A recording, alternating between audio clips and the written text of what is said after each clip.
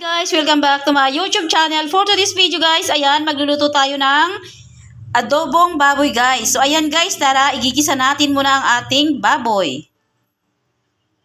So ayan guys, nagpainit na tayo ng ating mantika.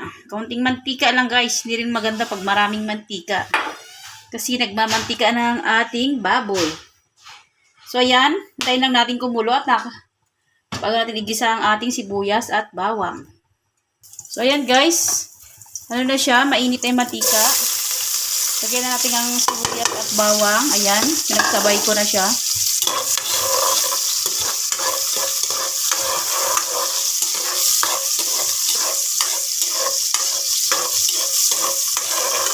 Hintayin na rin guys mag-aroma ang ating sibuyas at bawang.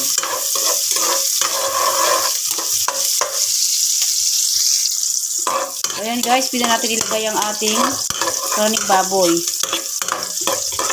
Ayoko kasi guys sa bawang na sunog. Mapait. So ayan, lagay na natin.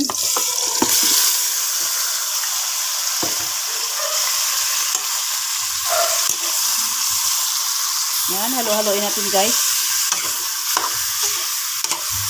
Tapos, takpan natin mamaya-maya.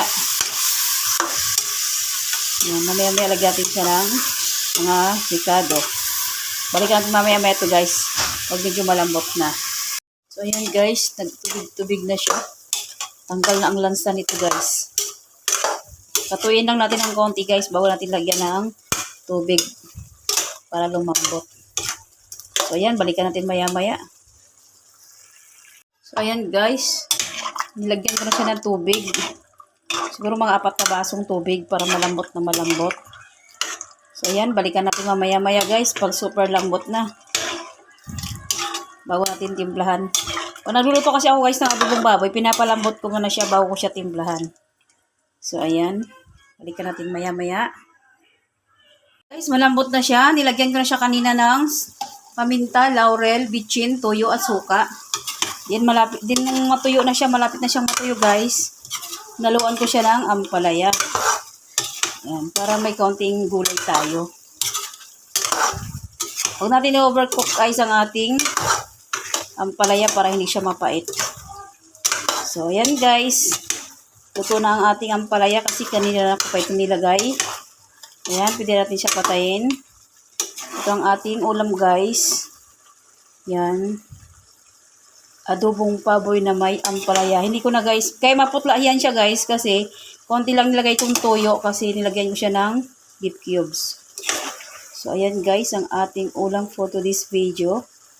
Sana guys nagustuhan niyo ang ating ulam for today. Ayan. So yun lang guys. Salamat sa panonood.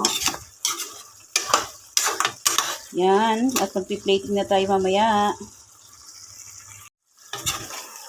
So, ayan guys, luto na ang ating pork adobo with ampalaya. So, ayan guys, magpi-plating na tayo.